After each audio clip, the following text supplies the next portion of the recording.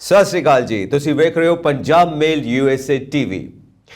ਅਸੀਂ ਦੇਖਿਆ ਨਵਜੋਤ ਸਿੱਧੂ ਜੀ ਨੂੰ ਆਪਣੇ ਹੀ ਪਾਰਟੀ ਦੇ ਖਿਲਾਫ ਬੋਲਦੇ ਹੋਏ, ਆਪਣੇ ਹੀ ਪਾਰਟੀ ਦੇ ਨੁਮਾਇੰਦਿਆਂ ਦੇ ਖਿਲਾਫ ਬੋਲਦੇ ਹੋਏ, ਹਾਲਾਂਕਿ ਵੱਡੇ ਵੱਡੇ ਪੋਜੀਸ਼ਨ ਦੇ ਲੀਡਰਸ ਦੇ ਖਿਲਾਫ ਵੀ ਬੋਲਦੇ ਹੋਏ। ਅਸੀਂ ਕਿਹਾ ਕਿ ਇਹ ਕੀ ਗੱਲ ਬਣੀ ਕਿ ਸਿੱਧੂ ਸਾਹਿਬ ਆਪ ਹੀ ਆਪਣੀ ਪਾਰਟੀ ਦੇ ਖਿਲਾਫ, ਆਪ ਹੀ ਆਪਣੀ ਪਾਰਟੀ ਦੇ ਲੋਕਾਂ ਦੇ ਖਿਲਾਫ, ਆਪਣੇ ਕੁਲੀਗਸ ਦੇ ਖਿਲਾਫ ਕਿਉਂ ਬੋਲ ਰਹੇ ਨੇ। ਕੁਝ ਮਾਹਿਰ ਮੰਨਦੇ ਨੇ ਕਿ ਇਹ ਅੰਦਰ ਦੀ ਸਟ੍ਰੈਟਜੀ ਆ ਕਿ ਅਸੀਂ ਓਪੋਜੀਸ਼ਨ ਨੂੰ ਕੋਈ ਸਪੇਸ ਹੀ ਨਹੀਂ ਦੇਣੀ। ਆਪ ਹੀ ਅਸੀਂ ਗਵਰਨਮੈਂਟ ਦੇ ਵਿੱਚ ਆ, ਆਪ ਹੀ ਅਸੀਂ ਪਾਵਰ ਦੇ ਵਿੱਚ ਆ ਤੇ ਆਪ ਹੀ ਆਪਣੇ ਵਿਰੋਧੀ ਬਣੇ ਹੋਏ ਆ, ਆਪ ਹੀ ਆਪਣੀ ਓਪੋਜੀਸ਼ਨ ਬਣੇ ਹੋਏ ਆ।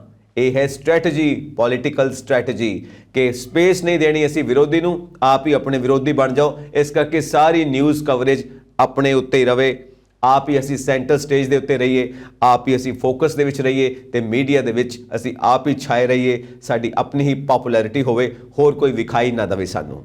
ਤਾਂ ਇਹ ਹੈ ਸਟ੍ਰੈਟਜੀ, ਪੋਲੀਟੀਕਲ ਸਟ੍ਰੈਟਜੀ। ਮਾਹਿਰ ਮੰਨਦੇ ਨੇ। ਖੈਰ, ਅਸੀਂ ਵੀ ਇਹਦੇ ਬਾਰੇ ਸੋਚ ਸਕਦੇ ਹਾਂ, ਵਿਚਾਰ ਕਰ ਸਕਦੇ ਹਾਂ। ਪੋਲੀਟੀਕਲ ਗੇਮਸ ਨੇ, ਕਿਸੇ ਵੀ ਹੱਦ ਤੱਕ ਜਾਂਦੀਆਂ ਨੇ। ਤੁਹਾਡਾ ਸਾਰਿਆਂ ਦਾ ਬਹੁਤ ਬਹੁਤ ਸਵਾਗਤ ਕਰਦੇ ਹਾਂ ਪੰਜਾਬ ਚਰਚਾ ਦੇ ਵਿੱਚ। ਮੈਂ ਸੰਜੀਵ ਯਸ਼ ਖੰਨਾ ਲੈ ਕੇ ਹਾਜ਼ਰ ਪੰਜਾਬ ਚਰਚਾ। ਮੇਰੇ ਨਾਲ ਸਟੂਡੀਓਜ਼ ਦੇ ਵਿੱਚ ਮੌਜੂਦ ਨੇ ਡਾਕਟਰ ਰਾਜੀਵ ਖੋਸਲਾ, ਜਾਣੇ ਮਾਣੇ economist. Welcome to the show sir. Thank you ji sir. Rajiv ji, ਆ ਰਿਹਾ ਹੈ ਬਜਟ ਤੇ ਇਧਰੋਂ ਇਲੈਕਸ਼ਨਸ ਵੀ ਪੈਂਡਿੰਗ ਨੇ ਸਾਡੀਆਂ ਪੰਜਾਬ ਦੀਆਂ ਤੇ ਹੋਰ ਵੀ 4 ਸਟੇਟਸ ਹੋਰ ਨੇ ਇੰਡੀਆ ਦੀਆਂ। ਸੋ ਅਸੀਂ ਪੰਜਾਬ ਦੇ ਪੁਆਇੰਟ ਆਫ ਵਿਊ ਤੋਂ ਜੋ ਨੈਸ਼ਨਲ ਬਜਟ ਆ ਰਿਹਾ ਉਹਨੂੰ ਡਿਸਕਸ ਕਰਨਾ ਜ਼ਰੂਰ ਚਾਹਾਂਗੇ ਤੁਹਾਡੇ ਮਾਰਫਤ, ਤੁਹਾਡੇ through. So at present Punjab the economy ਤਾਂ ਅਸੀਂ ਹਮੇਸ਼ਾ ਹੀ ਡਿਸਕਸ ਕਰਦੇ ਹਾਂ।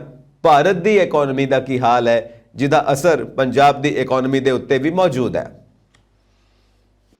ਜਦੋਂ ਅਸੀਂ ਅੱਜ ਦੇ ਗੱਲ ਕਰਦੇ ਹਾਂ ਵੀ ਹਿੰਦੁਸਤਾਨ ਦਾ ਅਰਥਚਾਰਾ ਕਿੱਥੇ ਖੜਾ ਹੈ, ਤਾਂ ਮੈਨੂੰ ਲੱਗਦਾ ਵੀ ਜਿਹੜੀ IMF ਨੇ ਗੱਲ ਕੀਤੀ ਹੈ ਵੀ ਲੈਟਰ ਕੇ ਸ਼ੇਪ ਰਿਕਵਰੀ, ਜਿਹਦਾ ਮੇਰਾ ਨਾਮ ਦੇ ਵਿੱਚ ਰਾਜੀਵ ਖੋਸਲਾ, ਜਿਹੜਾ ਖੋਸਲਾ ਦਾ ਕੇ ਹੈਗਾ, ਉਸ ਕੇ ਅਲਫਾਬੈਟ ਦੀ, ਉਸ ਕੇ ਲੈਟਰ ਦੀ ਉਹਨਾਂ ਨੇ ਗੱਲ ਕੀਤੀ ਹੈ ਕਿ ਹਿੰਦੁਸਤਾਨ ਜਿਹੜਾ ਹੈ ਕੇ ਸ਼ੇਪ ਰਿਕਵਰੀ ਵੱਲ ਨੂੰ, ਜਿਹੜੀ 2 ਸਾਲਾਂ ਦੀ ਇਹ ਮਹਾਮਾਰੀ ਹੈ, ਇਹਨੇ ਹਿੰਦੁਸਤਾਨ ਦੀ ਗਰੋਥ ਨੂੰ, ਹਿੰਦੁਸਤਾਨ ਕਿਸ ਤਰੀਕੇ ਨਾਲ ਅੱਗੇ ਵੱਧ ਰਿਹਾ ਉਹਨੂੰ ਇਹਨੇ ਕੇ ਸ਼ੇਪ ਦੇ ਵਿੱਚ ਤਬਦੀਲ ਕਰਤਾ। ਹੁਣ ਕੇ ਦੇ ਵਿੱਚ ਤੇ ਕੁਝ 2 ਭਾਗ ਹੈ, ਇੱਕ ਉੱਪਰਲਾ ਤੇ ਇੱਕ ਹੇਠਲਾ। ਜਿਹੜਾ ਉੱਪਰਲਾ ਭਾਗ ਹੈ ਉਹ ਲੋਕ ਨੇ, ਜਿਹੜਾ ਕਾਰਪੋਰੇਟ ਸੈਕਟਰ ਹੈ, ਜਿਹੜੇ ਉੱਪਰਲੇ ਲੋਕ ਨੇ, ਜਿਹੜੇ ਕਾਫੀ ਰਿਚ ਜਨਤਾ ਹੈ, ਕਾਰਪੋਰੇਟ ਜਨਤਾ, ਸਰਮਾਏਦਾਰ ਜਿਹੜਾ ਹੈ, ਉੱਥੇ ਉਹ ਲੋਕ ਨੇ, ਉਹ ਉੱਪਰ ਦੀ ਤਰਫ ਜਾਂਦੇ ਜਾ ਰਹੇ ਹੈ, ਉਹਨਾਂ ਦੀ ਇਨਕਮ ਵੱਧਦੀ ਜਾ ਰਹੀ ਹੈ। ਤੇ ਜਿਹੜਾ ਥੱਲੜੇ ਵਾਲਾ ਭਾਗ ਹੈ, ਜਿਹੜਾ ਕੇ ਦੀ ਥੱਲੇ ਵਾਲੀ ਡੰਡੀ ਹੈ, ਉਹ ਕਹਿੰਦਾ ਵੀ ਜਿਹੜਾ ਜ਼ਿਆਦਾਤਰ ਲੋਕ ਨੇ ਉਹ ਥੱਲੇ ਦੀ ਤਰਫ ਆ ਰਹੇ ਨੇ। ਇਹੀ ਜਿਹੜਾ ਲੈਟਰ ਹੈ, ਜਦੋਂ ਅਸੀਂ ਕੌਮਾਂਤਰੀ ਪੱਧਰ ਦੇ ਉੱਤੇ ਵੀ ਗੱਲ ਕਰਦੇ ਹਾਂ ਜਾਂ ਅਸੀਂ ਆਪਣੀਆਂ ਰਿਪੋਰਟਾਂ ਦੀ ਗੱਲ ਕਰਦੇ ਹਾਂ, ਤਾਂ ਸਾਨੂੰ ਇਹ ਚੀਜ਼ ਸਪਸ਼ਟ ਤੌਰ ਤੇ ਨਜ਼ਰ ਆਉਂਦੀ ਹੈ ਵੀ ਲੋਕ ਜਿਹੜੇ ਅਮੀਰ ਹੈ ਉਹ ਹੋਰ ਅਮੀਰ ਹੁੰਦੇ ਜਾ ਰਹੇ ਹੈ ਹਿੰਦੁਸਤਾਨ ਦੇ ਵਿੱਚ, ਤੇ ਜਿਹੜੇ ਗਰੀਬ ਹੈ ਉਹ ਹੋਰ ਗਰੀਬ ਹੁੰਦੇ ਜਾ ਰਹੇ ਹੈ। ਤਾਂ ਕਿਤੇ ਨਾ ਕਿਤੇ ਹਿੰਦੁਸਤਾਨ ਦਾ ਅਰਥਚਾਰਾ ਇਸ ਵੱਲ ਨੂੰ, ਇਸ ਦ੍ਰਿਸ਼ਟੀਕੋਣ ਵੱਲ ਨੂੰ ਇਸ਼ਾਰਾ ਕਰਦਾ। ਕੇ ਫॉर ਕਾਈਟ, ਜਿਨ੍ਹਾਂ ਦੀ ਕਾਈਟ ਉੱਪਰ ਜਾ ਰਹੀ ਹੈ, ਉੱਪਰ ਜਾ ਰਹੀ ਹੈ, ਜਿਨ੍ਹਾਂ ਦੀ ਕਾਈਟ ਕੱਟ ਗਈ, ਪਤੰਗ ਕੱਟ ਗਈ, ਉਹ ਥੱਲੇ ਜਾ ਰਹੀ ਹੈ, ਥੱਲੇ ਜਾ ਰਹੀ ਹੈ। ਸੋ ਕੇ ਫॉर ਕਾਈਟ ਜ਼ਿਆਦਾ ਐਪਰੋਪਰੀਏਟ ਰਹੇਗਾ ਆਈ ਥਿੰਕ ਸਮਝਣ ਵਾਸਤੇ। ਸੋ ਕੁਝ ਫੈਕਟਰਸ ਪੋਜ਼ਿਟਿਵ ਵਿਖਾਈ ਦੇ ਰਹੇ ਨੇ, ਕੁਝ ਫੈਕਟਰਸ ਨੈਗੇਟਿਵ ਦਿਖਾਈ ਦੇ ਰਹੇ ਨੇ, ਪਰ ਐਕਚੁਅਲ ਪਿਕਚਰ ਕੀ ਹੈ? ਕਿਉਂਕਿ ਕਨਫਿਊਜ਼ਨ ਹੋ ਗਿਆ ਕਈ ਵਾਰ, ਪੋਜ਼ਿਟਿਵ ਤੇ ਨੈਗੇਟਿਵ ਬੈਲੈਂਸ ਵੀ ਕਰ ਜਾਂਦੇ ਨੇ, ਸਾਨੂੰ ਪਤਾ ਨਹੀਂ ਲੱਗਦਾ ਕਿ ਕਿੱਧਰ ਨੂੰ ਜਾ ਰਹੀ ਹੈ ਸਾਰੀ ਦੀ ਸਾਰੀ ਗੇਮ। ਐਕਚੁਅਲ ਪਿਕਚਰ ਇਦਾਂ ਹੈ ਸਰ ਵੀ ਜਿਹੜੇ ਥੋੜੇ ਘਰਾਣੇ ਨੇ ਜਾਂ ਥੋੜੇ ਲੋਕ ਨੇ ਜੀ, ਉਹ ਤਾਂ ਫਾਇਦੇ ਦੇ ਵਿੱਚ ਨੇ, ਉਹਨਾਂ ਨੂੰ ਕਈ ਤਰੀਕੇ ਦੇ ਫਾਇਦੇ ਮਿਲਨੇ ਆ। ਮੈਂ ਇੱਕ ਮਿਸਾਲ ਦੇ ਤੌਰ ਤੇ ਇੱਕ ਆਪਣਾ ਉਦਾਹਰਨ ਦੇ ਕੇ ਗੱਲ ਸਮਝਾਉਣਾ ਜੀ। ਦੇਖੋ, ਜਿਹੜੀਆਂ ਵੱਡੀਆਂ ਕੰਪਨੀਆਂ ਨੇ ਜੀ, ਪੈਂਡੈਮਿਕ ਦੇ ਵਿੱਚ ਜਾਂ ਮਹਾਮਾਰੀ ਦੇ ਵਿੱਚ ਉਹ ਵੀ ਬਰਾਬਰ ਦੀ ਉਹਨਾਂ ਦੇ ਉੱਤੇ ਵੀ ਮਾਰ ਪਈ ਹੈ, ਪਰ ਉਹ ਰਿਕਵਰ ਹੋ ਗਈਆਂ। ਰਿਕਵਰ ਕਿਉਂ ਹੋ ਗਈਆਂ? ਸਰਕਾਰੀ ਕੰਟਰੈਕਟ ਮਿਲ ਗਏ ਉਹਨਾਂ ਨੂੰ, ਸਰਕਾਰੀ ਠੇਕੇ ਮਿਲ ਗਏ ਉਹਨਾਂ ਨੂੰ, ਜਿਹਦੇ ਕਰਕੇ ਉਹਨਾਂ ਦਾ ਕੰਮ ਜਿਹੜਾ ਚੱਲਣਾ ਸ਼ੁਰੂ ਹੋ ਗਿਆ।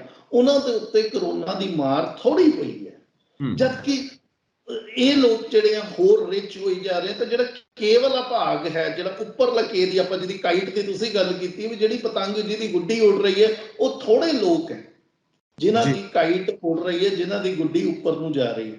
ਜਿਹੜਾ ਥੱਲੜਾ ਭਾਗ ਹੈ ਉਹ ਜ਼ਿਆਦਾ ਲੋਕ ਨੇ, ਉਹਦੇ ਚ ਆਮ ਜਨਤਾ ਹੈ ਜਿਨ੍ਹਾਂ ਦੀ ਜਿਹੜੀ ਤਨਖਾਹਾਂ ਨੇ ਉਹ ਕੱਟੀਆਂ ਨੇ, ਜਾਂ ਜਿਨ੍ਹਾਂ ਦੇ ਬਿਜ਼ਨੈਸ ਜਿਹੜੇ ਨੇ ਉਹਨਾਂ ਨੂੰ ਨੁਕਸਾਨ ਹੋਇਆ, ਚਾਹੇ ਉਹ ਕਿਸੇ ਤਰੀਕੇ ਦੇ ਨਾਲ ਹੋਇਆ, ਲੋਕਡਾਊਨ ਦੇ ਕਾਰਨ ਹੋਇਆ, ਜਾਂ ਜਿਹੜੀਆਂ ਪਾਰਸ਼ੀਅਲ ਲੋਕਡਾਊਨ ਜਿਹੜੀ ਸੂਬਾਈ ਸਰਕਾਰਾਂ ਨੇ ਲਾਏ ਉਹਦੇ ਕਾਰਨ ਹੋਇਆ, ਕੁਝ ਵੀ ਹੋਇਆ, ਕਾਰਨ ਜਿਹੜਾ ਮਰਜ਼ੀ ਰਿਹਾ ਹੋਵੇ, ਪਰ ਜ਼ਿਆਦਾਤਰ ਜਨਤਾ ਜਿਹੜੀ ਹੈ ਉਹਦੇ ਕਰਕੇ ਫਸੀ ਹੈ। ਦੂਜਾ ਇਹਦੇ ਚ ਇੱਕ ਹੋਰ ਬੜਾ ਵੱਡਾ ਫੈਕਟਰ ਆਉਂਦਾ, ਜਿਹੜੀ ਰਿਵਰਸ ਮਾਈਗ੍ਰੇਸ਼ਨ ਹੋਈ, ਜਿਹੜੀ ਸ਼ਹਿਰਾਂ ਦੇ ਵਿੱਚੋਂ ਲੋਕ ਪਿੰਡਾਂ ਵੱਲ ਨੂੰ ਪ੍ਰਵਾਸ ਕਰ ਗਏ, ਉਹਦੇ ਕਰਕੇ ਵੀ ਉੱਥੇ ਪ੍ਰੋਬਲਮ ਆਈ ਹੈ। ਪਿੰਡਾਂ ਦੇ ਵਿੱਚ ਉਹਨੇ ਜਿਹੜੇ ਸੋਰਸਸ ਨੇ, ਨੌਕਰੀਆਂ ਦੇ ਸਾਧਨ ਜਿਹੜੇ ਨੇ ਉਹ ਉਨੇ ਜ਼ਿਆਦਾ ਨਹੀਂ ਹੈ ਜਿੰਨੇ ਇੱਥੇ ਸੀਗੇ। ਤਾਂ ਇਹਦੇ ਕਰਕੇ ਕੀ ਹੋਇਆ ਵੀ ਰਿਚ ਜਿਹੜਾ ਹੈ ਉਹ ਹੋਰ ਰਿਚ ਹੁੰਦਾ ਜਾ ਰਿਹਾ, ਪੂਅਰ ਜਿਹੜਾ ਹੈ ਉਹ ਹੋਰ ਪੂਅਰ ਹੁੰਦਾ ਜਾ ਰਿਹਾ। ਇਹੀ ਚੀਜ਼ ਸਾਨੂੰ ਜਿਹੜੀ ਕੌਮਾਂਤਰੀ ਪੱਧਰ ਤੇ ਜਦੋਂ ਅਸੀਂ ਰਿਪੋਰਟਾਂ ਦੇਖਦੇ ਹਾਂ ਉੱਥੋਂ ਸਾਨੂੰ ਨਜ਼ਰ ਆਉਂਦੀ ਹੈ ਵੀ ਪਾੜਾ ਜਿਹੜਾ ਹੈ ਉਹ ਵੱਧ ਰਿਹਾ। ਰਾਜੀਵ ਜੀ, ਇੱਥੇ ਹਰ ਥਾਂ ਤੇ ਇਹੀ ਹਾਲ ਹੈ, ਕਿਉਂਕਿ ਪੂਰੀ ਦੁਨੀਆ ਦੇ ਵਿੱਚ ਅਮੀਰ ਹੋ ਰਹੇ ਨੇ, ਗਰੀਬ ਹੋ ਰਹੇ ਨੇ। ਇੰਡੀਆ ਦੇ ਵਿੱਚ, ਪੰਜਾਬ ਦੇ ਵਿੱਚ ਜਿੱਥੇ ਜਾਓ ਉੱਥੇ ਇਹੀ ਹਾਲ ਮਿਲੇਗਾ, ਗੈਪ ਬਹੁਤ ਜ਼ਿਆਦਾ ਵੱਧ ਗਿਆ। ਸੋ ਇਹ ਪਾਲਿਸੀਜ਼ ਹੀ ਇਸ ਤਰ੍ਹਾਂ ਦੀਆਂ ਬਣੀਆਂ ਹੋਈਆਂ ਨੇ, ਔਰ ਇਹ ਸਮਝ ਨਹੀਂ ਆਉਂਦਾ ਕਿ ਵਾਕਈ ਅਸੀਂ ਲੋਕਤੰਤਰ ਦੇ ਵਿੱਚ ਰਹਿ ਰਹੇ ਹਾਂ ਜਾਂ ਫਿਰ ਅਸੀਂ ਕਿਸ ਤਰ੍ਹਾਂ ਦਾ ਸੈਟਅਪ ਹੈ ਜਿਹਦੇ ਵਿੱਚ ਕੋਈ ਐਸੀ ਪਾਲਿਸੀ ਨਹੀਂ ਆਉਂਦੀ ਜਿਹੜੀ ਲੋਕਾਂ ਦਾ ਭਲਾ ਕਰੇ। ਹਮੇਸ਼ਾ ਉਹੀ ਪਾਲਿਸੀ ਆਉਂਦੀ ਹੈ ਜਿਹੜੇ ਵੱਡੇ ਵੱਡੇ ਬਿਜ਼ਨਸ ਹਾਊਸਿਸ ਦਾ ਭਲਾ ਕਰਦੀ ਹੈ, ਬਿਜ਼ਨਸ ਦਾ ਭਲਾ ਕਰਦੀ ਹੈ। ਆਮ ਵੈਲਫੇਅਰ ਆਫ ਸਟੇਟ, ਇਹ ਵਾਲਾ ਕਨਸੈਪਟ ਕਿਤੇ ਮਾਈਨਸ ਹੀ ਹੋ ਗਿਆ ਹੈ। ਇਸ ਕਰਕੇ ਲੋਕਾਂ ਦਾ ਧਿਆਨ ਡੈਮੋਕ੍ਰੇਸੀ ਵੱਲ ਨਹੀਂ ਹੈ। ਲੋਕਾਂ ਨੂੰ ਨਾ ਮਜ਼ਾ ਨਹੀਂ ਆਉਂਦਾ ਡੈਮੋਕ੍ਰੇਸੀ ਦੇ ਵਿੱਚ। ਇੱਕ ਅਜੀਬ ਤਰ੍ਹਾਂ ਦੀ ਅਸੰਤੁਸ਼ਟੀ ਹੈ, ਅਜੀਬ ਤਰ੍ਹਾਂ ਦਾ ਜਿਹਨੂੰ ਕਹੋ ਕਿ ਖਾਲੀਪਨ ਮਹਿਸੂਸ ਕਰਦੇ ਨੇ ਲੋਕਤੰਤਰ ਦੇ ਵਿੱਚ। ਮਨ ਫਿਰ ਗਿਆ ਲੋਕਤੰਤਰ ਤੋਂ। ਸ਼ਾਇਦ ਇਸੇ ਕਰਕੇ ਇਹਦਾ ਕਾਰਨ ਓਪਨ ਮਾਰਕੀਟ ਵੀ ਹੋ ਸਕਦਾ ਹੈ, ਕਿਉਂਕਿ ਓਪਨ ਮਾਰਕੀਟ ਦੀ ਆਪਣੀ ਸਟ੍ਰੈਟਜੀ ਹੈ ਜੋ ਵਾਕਈ ਮਾਰਕੀਟ ਨੂੰ ਧਿਆਨ ਵਿੱਚ ਦੇਏਗੀ, ਜੋ ਵਾਕਈ ਵੱਡੇ ਵੱਡੇ ਬ੍ਰਾਂਡਸ ਨੂੰ ਧਿਆਨ ਵਿੱਚ ਦੇਏਗੀ, ਨਾ ਕਿ ਆਮ ਲੋਕਾਂ ਨੂੰ। ਆਮ ਲੋਕਾਂ ਵੱਲ ਉਹਦਾ ਕੋਈ ਧਿਆਨ ਨਹੀਂ ਹੈ। ਸੋ ਅੱਗੇ ਵਧਦੇ ਹਾਂ ਆਪਾਂ। ਇੰਡੀਆ ਦਾ ਬਜਟ ਆ ਰਿਹਾ ਜੀ, ਸੋ ਥੋੜੇ ਦਿਨਾਂ 'ਚ ਅਨਾਉਂਸ ਹੋ ਜਾਏਗਾ। ਥੋੜੇ ਦਿਨ ਕੀ, ਸ਼ਾਇਦ ਕੱਲ ਹੀ, ਸ਼ਾਇਦ ਕੀ ਪੱਕੀ ਤੌਰ ਤੇ ਕੱਲ ਹੀ ਅਨਾਉਂਸ ਹੋਣ ਵਾਲਾ ਹੈ 1 ਫੈਬਰਵਰੀ ਨੂੰ। ਸੋ 1 ਫੈਬਰਵਰੀ ਨੂੰ ਅਨਾਉਂਸ ਹੋਣ ਵਾਲਾ ਜਿਹੜਾ ਬਜਟ ਹੈ ਉਹਦੇ ਬਾਰੇ ਅੱਜ ਅਸੀਂ ਕੀ ਅਜ਼ੰਪਸ਼ਨਸ ਲੈਣੀਆਂ ਨੇ ਉਹਦੇ ਬਾਰੇ ਮੈਂ ਤੁਹਾਨੂੰ ਪੁੱਛਣਾ ਚਾਹਾਂਗਾ। ਕੀ ਲੱਗਦਾ ਤੁਹਾਨੂੰ ਕਿ ਕਿੱਧਰ ਨੂੰ ਜਾਏਗੀ ਸਾਰੀ ਗੇਮ? ਜਿਹੜੀ ਤੁਸੀਂ ਗੱਲ ਕੀਤੀ ਹੈ ਵੀ ਕਿਆ ਜਿਹੜੀ ਇਹ ਸਰਕਾਰ ਹੈ ਇਸ ਵੇਲੇ ਵੀ, ਕੱਲ ਨਿਰਮਲਾ ਸੀਤਾਰਮਨ ਜੀ ਨਾਰਮਲ ਰੂਟੀਨ ਦਾ ਬਜਟ ਪੇਸ਼ ਕਰਨਗੇ ਜਾਂ ਖਰਚੇ ਘਟਾਉਣਗੇ? ਦੇਖੋ, ਖਰਚੇ ਕਦੋਂ ਘਟਦੇ ਆ, ਸਰਕਾਰ ਨੂੰ ਖਰਚਾ ਕਦੋਂ ਘਟਾਉਣਾ ਪੈਂਦਾ? ਸਰਕਾਰ ਉਦੋਂ ਖਰਚਾ ਘਟਾਉਂਦੀ ਹੈ ਜਦੋਂ ਸਰਕਾਰ ਦੇ ਕੋਲ ਪੈਸੇ ਦੀ ਕਮੀ ਹੋਵੇ। ਅਸੀਂ ਦੇਖਦੇ ਹਾਂ ਵੀ ਸਰਕਾਰ ਦੇ ਕੋਲ ਪੈਸਾ ਆ ਸਕਦਾ ਹੈ। ਮੈਂ ਇੱਕ ਉਦਾਹਰਨ ਦੇ ਨਾਲ ਆਪਣੀ ਗੱਲ ਦੱਸਣਾ ਚਾਹੁੰਦਾ ਹਾਂ। ਪੈਂਡੈਮਿਕ ਤੋਂ ਪਹਿਲਾਂ, ਇਸ ਮਹਾਮਾਰੀ ਦੇ ਆਉਣ ਤੋਂ ਪਹਿਲਾਂ, ਇੱਕ ਮਦਰਾਸ ਯੂਨੀਵਰਸਿਟੀ ਦੇ ਪ੍ਰੋਫੈਸਰ ਸਾਹਿਬ ਨੇ ਜੀ, ਸੁਬਰਾਮਨੀਅਮ ਜੀ, ਉਹਨਾਂ ਨੇ ਕਿਹਾ ਵੀ ਜੇ ਸਰਕਾਰ 965 ਲੋਕਾਂ ਦੇ ਉੱਤੇ, ਜਿਹੜੇ 965 ਘਰਾਣੇ ਨੇ ਸਭ ਤੋਂ ਅਮੀਰ ਹਿੰਦੁਸਤਾਨ ਦੇ, ਜੇ ਉਹਨਾਂ ਦੇ ਉੱਤੇ ਸਰਕਾਰ ਟੈਕਸ ਲਾ ਦੇਵੇ ਤਾਂ ਸਰਕਾਰ ਦੇ ਕੋਲ 1% GDP ਦਾ ਇਕੱਠਾ ਹੁੰਦਾ। ਇਸੇ ਤਰੀਕੇ ਦੇ ਨਾਲ ਹੁਣ ਲੇਟੈਸਟ ਰਿਪੋਰਟਾਂ ਆਈਆਂ ਜੀ, ਆਕਸਫਾਮ ਦੀ ਰਿਪੋਰਟ ਆਈ ਹੈ ਜਾਂ ਗਲੋਬਲ ਇਨਇਕੁਐਲਿਟੀ ਦੀ ਰਿਪੋਰਟ ਆਈ ਹੈ। ਇਹਨਾਂ ਰਿਪੋਰਟਾਂ ਨੇ ਵੀ ਇਹੀ ਗੱਲ ਕਹੀ ਹੈ ਵੀ ਜੇ ਸਰਕਾਰ, ਜਿਹੜੇ ਉੱਪਰਲੇ ਲੋਕ ਹੈ ਜਿਨ੍ਹਾਂ ਦੀ ਅਸੀਂ ਵੀ ਗੱਲ ਕਰ ਰਹੇ ਸੀ ਵੀ ਜਿਹੜੇ ਕੇ ਸ਼ੇਪ ਦੇ ਵਿੱਚ ਜਿਹੜੇ ਪਤੰਗ ਵਾਂਗਰ ਉੱਪਰ ਦੀ ਤਰਫ ਉਡਾਰੀ ਮਾਰ ਰਹੇ ਨੇ, ਉਹਨਾਂ ਲੋਕਾਂ ਦੇ ਅਗਰ ਪਰ ਕਤਰਦੀ ਹੈ, ਜੇ ਉਹਨਾਂ ਦੇ ਉੱਤੇ ਸਰਕਾਰ ਟੈਕਸ ਜਾਂ ਸਰਚਾਰਜ ਲਾਉਂਦੀ ਹੈ ਤਾਂ ਸਰਕਾਰ ਨੂੰ ਪੈਸਾ ਮਿਲੇਗਾ। ਫਿਰ ਸਰਕਾਰ ਨੂੰ ਆ ਜਿਹੜਾ ਹੈਲਥ ਦੇ ਉੱਤੇ ਜਾਂ ਐਜੂਕੇਸ਼ਨ ਦੇ ਉੱਤੇ ਜਾਂ ਸੋਸ਼ਲ ਸੈਕਟਰ ਦੀਆਂ ਸਕੀਮਸ ਦੇ ਉੱਤੇ ਕਿਸੇ ਤਰੀਕੇ ਦਾ ਕੱਟ ਲਾਉਣ ਦੀ ਲੋੜ ਨਹੀਂ। ਇਸ ਵੇਲੇ ਲੋੜ ਜਿਹੜੀ ਹੈ ਉਹ ਇਸੇ ਕੰਮ ਦੀ। ਦੇਖੋ, ਇੰਨੇ ਅਮੀਰ ਲੋਕ ਹਿੰਦੁਸਤਾਨ ਦੇ ਵਿੱਚ ਹੈ, ਜਿਹੜਾ ਅਮੀਰ ਹੈ ਬਹੁਤ ਜ਼ਿਆਦਾ ਅਮੀਰ ਹੈ, ਕਿਆ ਸਰਕਾਰ ਉਹਨਾਂ ਦੇ ਉੱਤੇ ਟੈਕਸ ਨਹੀਂ ਲਾ ਸਕਦੀ? ਕਿਉਂ ਸਰਕਾਰ ਡਰਦੀ ਹੈ ਉਹਨਾਂ ਦੇ ਉੱਤੇ ਟੈਕਸ ਲਾਉਣ ਤੋਂ? ਜੇ ਸਰਕਾਰ ਉਹਨਾਂ ਤੋਂ ਟੈਕਸ ਲਾ ਲੇ, ਦੇਖੋ ਅਲੱਗ-ਅਲੱਗ ਐਸਟੀਮੇਟਸ ਆਏ, ਅਸੀਂ ਆਪਣੇ ਅਲੱਗ-ਅਲੱਗ ਪ੍ਰੋਗਰਾਮਸ ਦੇ ਵਿੱਚ ਵੀ ਇਹਦੀ ਚਰਚਾ ਕੀਤੀ ਹੈ ਵੀ ਸਰਕਾਰਾਂ ਜਿਹੜੀਆਂ ਨੇ ਕੁਛ ਤਾਂ ਪੈਸਾ ਅਰਜਿਤ ਕਰਨ ਇਹਨਾਂ ਤੋਂ। ਜੇ ਇਹਨਾਂ ਤੋਂ ਪੈਸਾ ਆਏਗਾ, ਕੋਈ ਜੇ 4% ਟੈਕਸ ਲੱਗੇਗਾ ਤਾਂ ਜਿਹੜਾ ਮਨਰੇਗਾ ਵਰਗੀਆਂ ਸਕੀਮਸ ਜਿਹੜੀਆਂ ਫ੍ਰੀ ਹੋ ਜਾਣਗੀਆਂ, 65,000 ਕਰੋੜ ਰੁਪਏ ਜਾਂ 1 ਲੱਖ ਕਰੋੜ ਰੁਪਈਆ ਸਰਕਾਰ ਜਿਹੜੀ ਹੈ ਅਰਜਤ ਕਰ ਲੇਗੀ। ਜੇ 1% ਟੈਕਸ ਲੱਗੇਗਾ ਤਾਂ ਅਲੱਗ ਅਮਾਉਂਟ ਜਿਹੜਾ ਉਹ ਇਕੱਠਾ ਹੋ ਜਾਏਗਾ। ਤਾਂ ਸਿਰਫ ਕਿਤੇ ਇਸ ਵੇਲੇ ਵਿਲ ਦੀ ਲੋੜ ਹੈ, ਜਿਹੜੀ ਸਟਰੋਂਗ ਵਿਲ ਪਾਵਰ ਹੈ ਉਹ ਕਿਤੇ ਨਾ ਕਿਤੇ ਮਿਸਿੰਗ ਹੈਗੀ। ਜੇ ਸਰਕਾਰ ਉਹ ਕਰ ਲਵੇ ਤਾਂ ਆਮ ਆਦਮੀ ਨੂੰ ਆਰਾਮ ਮਿਲ ਸਕਦਾ। ਫਿਰ ਆ ਜਿਹੜੀਆਂ ਤੁਸੀਂ ਗੱਲ ਕੀਤੀ ਹੈ, ਆਪਣਾ ਜਿਹੜਾ ਤੁਹਾਡਾ ਪ੍ਰਸ਼ਨ ਹੈ ਕਿ ਕਿਆ ਫਿਰ ਸਿਹਤ ਖੇਤਰ, ਸਿੱਖਿਆ ਖੇਤਰ ਫਿਰ ਇਹ ਬਚ ਸਕਦੇ। ਨਹੀਂ ਤਾਂ ਜੇ ਸਰਕਾਰ ਨਹੀਂ ਆਉਂਦੀ ਤਾਂ ਫਿਰ ਕੀ ਹੋਣਾ, ਫਿਰ ਅਸੀਂ ਉਸੇ ਗੇੜ ਦੇ ਵਿੱਚ ਰਹਿਣਾ। ਇੱਕ ਪਾਸੇ ਸਰਕਾਰ ਨੇ ਅਨਾਉਂਸਮੈਂਟ ਕਰਨੀ ਹੈ, ਦੇ ਦੇਣਾ, ਦੂਜੇ ਪਾਸੇ ਜਿਹੜਾ ਲੈ ਲੈਣਾ। ਜਿੱਦਾਂ ਪਿਛਲੀ ਵਾਰ ਹੋਇਆ, ਸਰਕਾਰ ਨੇ ਹੈਲਥ ਸੈਕਟਰ ਦੇ ਲਈ ਅਨਾਉਂਸਮੈਂਟਸ ਕੀਤੀਆਂ, ਸਿੱਖਿਆ ਖੇਤਰ ਦੇ ਵਿੱਚ ਪੈਸਾ ਘਟਾਤਾ 99,000 ਕਰੋੜ ਰੁਪਈਆ। ਉਸ ਤੋਂ ਪਿਛਲੇ ਸਾਲ ਸੀ, ਪਿਛਲੇ ਸਾਲ ਦੇ ਵਿੱਚ 93,000 ਕਰੋੜ ਰੁਪਈਆ ਲਿਆਤਾ। ਇਦਾਂ ਹੀ ਚਾਈਲਡ ਡਿਵੈਲਪਮੈਂਟ ਦੇ ਵਿੱਚ ਉਹਦੇ ਚੋਂ ਪੈਸਾ ਘਟਾਤਾ। ਤਾਂ ਇਹ ਜਿਹੜੀ ਹੇਰਾ ਫੇਰੀਆਂ ਨੇ, ਇਹਨਾਂ ਦੀ ਲੋੜ ਨਹੀਂ ਪਏਗੀ ਜੇ ਸਰਕਾਰ ਆਪ ਟੈਕਸ ਲਾ ਦੇਵੇ ਰਿਚ ਬੰਦਿਆਂ ਦੇ ਉੱਤੇ। ਰਾਜੀਵ ਸਰ, ਕਈ ਵਾਰ ਮੈਂ ਸੋਚਦਾ ਕਿ ਆਪਾਂ ਇਹ ਚੀਜ਼ ਡਿਸਕਸ ਕਰ ਰਹੇ ਹਾਂ ਬਜਟ ਦੀ, ਹੋਰ ਵੀ ਵੱਖ-ਵੱਖ ਚੈਨਲਸ ਦੇ ਉੱਤੇ ਵੱਖ-ਵੱਖ ਲੋਕ ਡਿਸਕਸ ਕਰ ਰਹੇ ਹੋਣਗੇ, ਨਿਊਜ਼ਪੇਪਰਸ ਦੇ ਵਿੱਚ ਅੱਜ ਆਰਟੀਕਲਸ ਛਪ ਰਹੇ ਹੋਣਗੇ, ਡਿਬੇਟਸ ਹੋ ਰਹੀਆਂ ਹੋਣਗੀਆਂ ਕਿ ਬਜਟ ਕੀ ਬਣੇਗਾ ਆਉਣ ਵਾਲੇ ਦਿਨਾਂ ਦੇ ਵਿੱਚ, ਹਾਲਾਤ ਕੀ ਹੋਣਗੇ ਲੋਕਾਂ ਦੇ, ਦੇਸ਼ ਦੇ, ਇਕਨੋਮੀ ਦੇ, ਸਾਰੀਆਂ ਗੱਲਾਂ ਹੋ ਰਹੀਆਂ ਹੋਣਗੀਆਂ। ਪਰ ਅਸੀਂ ਦੇਖਦੇ ਹਾਂ ਕਿ ਜੋ ਇਕਨੋਮੀ ਦੇ ਉੱਤੇ ਕਾਬਜ਼ ਨੇ, ਜਿਨ੍ਹਾਂ ਦੀ ਪਾਵਰ ਹੈ ਸੱਤਾ ਦੇ ਉੱਤੇ, ਤੇ ਜਿਹੜੇ ਸੱਤਾ ਦੇ ਉੱਤੇ ਵੀ ਕਾਬਜ਼ ਨੇ, ਉਹ ਜੋ ਬਿਗ ਬੌਸਿਸ ਬੈਠੇ ਹੋਏ ਨੇ, ਜੋ ਨਹੀਂ ਹਿੱਲਣ ਦਿੰਦੇ ਕਿਸੇ ਵੀ ਪਾਲਿਸੀ ਨੂੰ ਜਦੋਂ ਤੱਕ ਉਹ ਆਪਣੇ ਬਿਜ਼ਨਸ ਇੰਟਰਸਟ ਪੂਰੇ ਨਾ ਕਰ ਲੈਣ। ਅਸੀਂ ਸਾਰੇ ਜਾਣਦੇ ਹਾਂ ਜਿਨ੍ਹਾਂ ਦਾ ਕਬਜ਼ਾ ਹੈ, ਜਿਨ੍ਹਾਂ ਦਾ ਸ਼ਿਕੰਜਾ ਹੈ ਸਾਡੀਆਂ ਪਾਰਟੀਆਂ ਦੇ ਉੱਤੇ, ਸਾਡੀਆਂ ਰੂਲਿੰਗ ਪਾਰਟੀਆਂ ਦੇ ਉੱਤੇ, ਜਿਸ ਤਰ੍ਹਾਂ ਇਹ ਸਾਰਾ ਸਿਨੈਰੀਓ ਬਣਿਆ ਹੋਇਆ। ਤਾਂ ਇਹ ਡਿਸਕਸ਼ਨਸ ਜੋ ਆਪਾਂ ਕਰਦੇ ਹਾਂ, ਪ੍ਰੀ ਬਜਟ ਡਿਸਕਸ਼ਨਸ, ਇਹਦੇ ਵਿੱਚੋਂ ਕੀ ਨਿਕਲਦਾ ਹੈ? ਕਿਉਂਕਿ ਕਰਨਾ ਤਾਂ ਇਹਨਾਂ ਨੇ ਉਹੀ ਹੈ ਜੋ ਇਹਨਾਂ ਦੇ ਹੱਥ ਵਿੱਚ ਹੈ। ਸਾਡੇ ਹੱਥ ਵਿੱਚ ਕੁਝ ਵੀ ਨਹੀਂ, ਸਾਡੇ ਹੱਥ ਵਿੱਚ ਸਿਰਫ ਡਿਸਕਸ਼ਨਸ ਹੈ, ਜਾਂ ਸਿੱਧੀ ਭਾਸ਼ਾ 'ਚ ਕਹੋ ਮੱਥਾ ਪੱਚੀ ਹੈ। ਅਸੀਂ ਮੱਥਾ ਪੱਚੀ ਕਰਦੇ ਰਹਿੰਦੇ ਹਾਂ, ਪਰ ਇਹ ਕਰਨ ਵਾਲੇ ਆਪਣੀ ਕਰਦੇ ਨੇ, ਆਪਣੀ ਚਲਾਉਂਦੇ ਨੇ। ਸਾਨੂੰ ਸਿਟੀਜ਼ਨਸ ਨੂੰ ਅਜਿਹਾ ਕੀ ਕਰਨਾ ਚਾਹੀਦਾ ਕਿ ਇਹ ਵੱਡੇ ਵੱਡੇ ਜਿਹੜੇ ਸੱਤਾਧਾਰੀ ਨੇ ਇਹ ਸਾਡੇ ਮੁਤਾਬਿਕ, ਲੋਕਾਂ ਦੇ ਮੁਤਾਬਿਕ ਕੰਮ ਕਰਨ, ਜੋ ਲੋਕਾਂ ਦੀਆਂ ਲੋੜਾਂ ਨੇ ਉਹਨਾਂ ਨੂੰ ਪੂਰੀਆਂ ਕਰਨ ਦੇ ਮੁਤਾਬਿਕ ਕੰਮ ਕਰਨ, ਨਾ ਕਿ ਜਿਹੜੇ ਵੱਡੇ ਵੱਡੇ ਬਿਜ਼ਨਸ ਹਾਊਸਿਸ, ਵੱਡੇ ਵੱਡੇ ਕਾਰਪੋਰੇਟਸ ਬੈਠੇ ਨੇ ਉਹਨਾਂ ਦਾ ਸ਼ਿਕੰਜਾ ਜਿੰਨਾ ਟਾਈਟ ਹੁੰਦਾ ਜਾਂਦਾ ਹੈ ਉਹਨਾਂ ਦੇ ਮੁਤਾਬਿਕ ਹੀ ਇਹ ਚੱਲਣ, ਉਹਨਾਂ ਦੇ ਮੁਤਾਬਿਕ ਹੀ ਪਾਲਿਸੀਜ਼ ਬਣਾਉਣ। ਬਿਜ਼ਨਸ ਲੋਕਾਂ ਦੇ ਪੱਖ ਦਾ ਕਿਉਂ ਨਹੀਂ ਹੈ? ਬੜਾ ਤੁਹਾਡਾ ਸਵਾਲ ਜਿਹੜਾ ਹੈ ਜੀ, ਬਹੁਤ ਹੀ ਸੰਜੀਦਾ ਇਹ ਸਵਾਲ ਹੈਗਾ। ਦੇਖੋ, ਪਹਿਲੀ ਗੱਲ ਤਾਂ ਇਹ ਵੀ ਅਸੀਂ ਜਿਹੜੀ ਚਰਚਾ ਕਰਦੇ ਹਾਂ ਇੱਥੇ, ਉਹਦਾ ਕੀ ਕਾਰਨ ਹੈ, ਉਹਦੇ ਚੋਂ ਕੀ ਨਿਕਲਦਾ। ਕਿਉਂਕਿ ਅਸਲੀ ਗੱਲ ਇਹੀ, ਕਿਆ ਸਰਕਾਰਾਂ ਨੂੰ ਇਸ ਚੀਜ਼ ਦੇ ਬਾਰੇ ਨਹੀਂ ਪਤਾ? ਬਿਲਕੁਲ ਪਤਾ। ਸਰਕਾਰ ਦੇ ਕੋਲ ਕਿਤੇ ਅਕਲਮੰਦ, ਸਰਕਾਰ ਦੇ ਕੋਲ ਕਿਤੇ ਵੱਡਾ ਤੰਤਰ ਬੈਠਾ ਹੈਗਾ ਜਿਹੜਾ ਸਰਕਾਰ ਨੂੰ ਹਰ ਚੀਜ਼ ਦੀ ਜਾਣਕਾਰੀ ਦਿੰਦਾ ਵੀ ਇੱਥੋਂ ਕਿੱਦਾਂ, ਕਿਸ ਤਰੀਕੇ ਦੇ ਨਾਲ ਕਿਹੜੀ ਯੋਜਨਾਬੰਦੀ ਕੀਤੀ ਜਾ ਸਕਦੀ ਹੈ। ਇਹ ਤਾਂ ਆਪਾਂ ਛੱਡ ਦਈਏ ਵੀ ਸਰਕਾਰ ਨੂੰ ਇਸ ਚੀਜ਼ ਦਾ ਨਹੀਂ ਪਤਾ। ਇਹ ਸਭ ਕੁਝ ਜਿਹੜਾ ਹੋ ਰਿਹਾ ਬੜਾ ਵਿਉਂਤ ਬਣਾ ਕੇ ਹੁੰਦਾ, ਯੋਜਨਾਬੰਦੀ ਦੇ ਨਾਲ ਹੁੰਦਾ, ਏਦਾਂ ਨਹੀਂ ਹੁੰਦਾ। ਦੂਜੀ ਚੀਜ਼ ਜਿਹੜੀ ਵੀ ਅਸੀਂ ਉਹ ਚਰਚਾ ਕਿਉਂ ਕਰਦੇ, ਦੇਖੋ ਹਰ ਬੰਦਾ, ਸਾਨੂੰ ਇਹ ਚੀਜ਼ ਮੰਨਣਾ ਪਏਗਾ ਵੀ ਅਰਥਚਾਰੇ ਦਾ ਜਿਹੜਾ ਸਟੂਡੈਂਟ ਹੈ ਉਹ ਨਹੀਂ ਰਿਹਾ, ਜਾਂ ਅਰਥ ਸ਼ਾਸਤਰ ਦਾ ਸਟੂਡੈਂਟ ਨਹੀਂ ਰਿਹਾ। ਤਾਂ ਆਮ ਲੋਕਾਂ ਤੱਕ ਮੈਨੂੰ ਲੱਗਦਾ ਹੈ ਵੀ ਜੇ ਅਸੀਂ ਆਪਣੀ ਗੱਲ ਕਰਦੇ ਹਾਂ ਤਾਂ ਆਮ ਲੋਕਾਂ ਤੱਕ ਪਹੁੰਚਦੀ ਹੈ, ਔਰ ਜਿੰਨੀ ਸਹਿਜ ਭਾਸ਼ਾ ਦੇ ਵਿੱਚ ਅਸੀਂ ਗੱਲ ਕਰ ਸਕਦੇ ਹਾਂ ਉਨੀ ਕਰਨੀ ਚਾਹੀਦੀ ਹੈ। ਇਹਦੇ ਚ ਬਹੁਤ ਸਾਰੀਆਂ ਟੈਕਨੀਕਲ ਚੀਜ਼ਾਂ ਨੇ, ਟੈਕਨੀਕਲ ਜਾਰਗਨਸ, ਜਿਹੜੀ ਸਰਕਾਰਾਂ ਚਾਹੁੰਦੀਆਂ ਵੀ ਕਿਸੇ ਤੱਕ ਨਾ ਪਹੁੰਚਣ, ਔਰ ਜਿੰਨਾ ਉਹਦੇ ਉੱਤੇ ਪੜਦਾ ਪਿਆ ਰਵੇ ਉਨਾ ਚੰਗਾ। ਅਸੀਂ ਵੀ ਉਸ ਚੀਜ਼ ਨੂੰ ਅਖਬਾਰਾਂ ਦੇ ਵਿੱਚ ਦੇਖ ਕੇ ਜਾਂ ਕਈ ਵਾਰੀ ਟੀਵੀ ਦੇ ਵਿੱਚ ਸੁਣ ਕੇ ਛੱਡ ਦਈਦਾ ਵੀ ਚੱਲ ਇਹਦੇ ਚੋਂ ਮੈਨੂੰ ਕੀ ਪਤਾ ਲੱਗਣਾ। ਉਹ ਬੜਾ ਹਿਸਾਬ ਦੇ ਨਾਲ ਕੀਤਾ ਹੋਇਆ ਕੰਮ ਹੁੰਦਾ ਜੀ। ਸਾਡਾ ਮਕਸਦ ਇੱਥੇ ਜੋ ਅਸੀਂ ਗੱਲਾਂ ਕਰਦੇ ਹਾਂ ਜਾਂ ਜੋ ਅਸੀਂ ਇੱਥੇ ਚਰਚਾ ਕਰਦੇ ਹਾਂ, ਉਹਦਾ ਮਤਲਬ ਇਹ ਹੁੰਦਾ ਮੇਰੇ ਹਿਸਾਬ ਦੇ ਨਾਲ ਵੀ ਇਹ ਆਮ ਲੋਕਾਂ ਤੱਕ ਪਹੁੰਚ ਸਕੇ। ਹੁਣ ਅੱਗੇ ਆਉਂਦੀ ਹੈ ਇੱਕ ਲੇਅਰ, ਆਪਾਂ ਹੋਰ ਉੱਤਰ ਜਾਂਦੇ ਹਾਂ ਥੱਲੇ ਦੇ ਤੇ ਵੀ ਆਮ ਲੋਕਾਂ ਨੂੰ ਇਹਦੇ ਚ ਕੀ ਮਿਲਦਾ, ਜਾਂ ਸਰਕਾਰਾਂ ਜਿਹੜੀਆਂ ਨੇ ਉਹ ਤਾਂ ਪਪਟਸ ਬਣੀਆਂ ਹੋਈਆਂ, ਕਠਪੁਤਲੀਆਂ ਬਣੀਆਂ ਹੋਈਆਂ ਨੇ, ਵੱਡੇ ਜਿਹੜੇ ਸਰਮਾਏਦਾਰ ਲੋਕ ਹੈ ਉਹਨਾਂ ਦੇ ਹੱਥਾਂ ਦੇ ਵਿੱਚ। ਦੇਖੋ, ਸਾਡੇ ਹੱਥ ਦੇ ਵਿੱਚ ਇੱਕ ਬਹੁਤ ਵੱਡੀ ਪਾਵਰ ਜਿਹੜੀ ਮਿਲੀ ਹੋਈ ਹੈ ਉਹ ਹੈ ਲੋਕਤੰਤਰ ਦੀ, ਡੈਮੋਕ੍ਰੇਸੀ ਦੇ ਵਿੱਚ ਵੋਟ ਦੀ।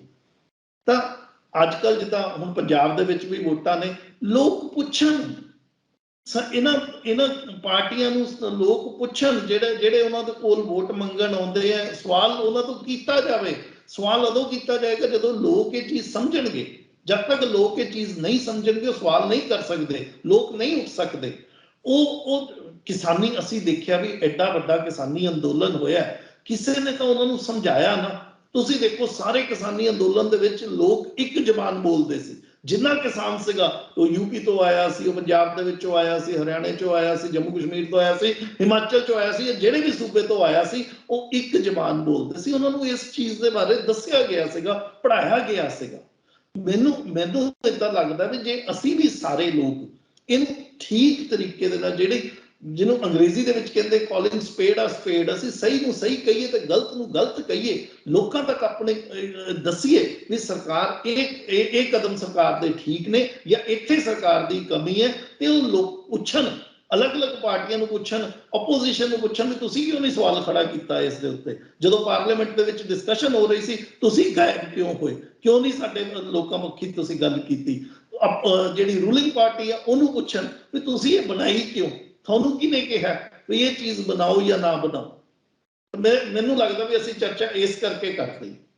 ਬਿਲਕੁਲ ਸਹੀ ਗੱਲ ਹੈ, ਕਿਉਂਕਿ ਲੋਕਾਂ ਤੱਕ ਇਹ ਗੱਲ ਪਹੁੰਚੇ, ਕਿਉਂਕਿ ਲੋਕਾਂ ਨੇ ਆਪਣੀ ਪਾਵਰ ਦਾ ਇਸਤੇਮਾਲ ਕਰਨਾ, ਆਪਣੀ ਵੋਟ ਦਾ ਇਸਤੇਮਾਲ ਕਰਨਾ। ਮੈਂ ਇਹੀ ਆਨਸਰ ਤੁਹਾਡੇ ਕੋਲੋਂ ਚਾਹੁੰਦਾ ਸੀ, ਕਿਉਂਕਿ ਸਾਨੂੰ ਸੁਣਨ ਵਾਲੇ, ਦੇਖਣ ਵਾਲੇ ਇਹ ਗੱਲ ਸੋਚ ਸਕਦੇ ਨੇ ਕਿ ਇਹ ਆਪਸ ਦੇ ਵਿੱਚ ਚਰਚਾ ਕਰ ਰਹੇ ਨੇ, ਸਾਡੇ ਤੱਕ ਆਪਣੀ ਗੱਲ ਪਹੁੰਚਾ ਰਹੇ ਨੇ, ਪਰ ਇਹਦੇ ਵਿੱਚੋਂ ਨਿਕਲਣਾ ਕੀ ਹੈ?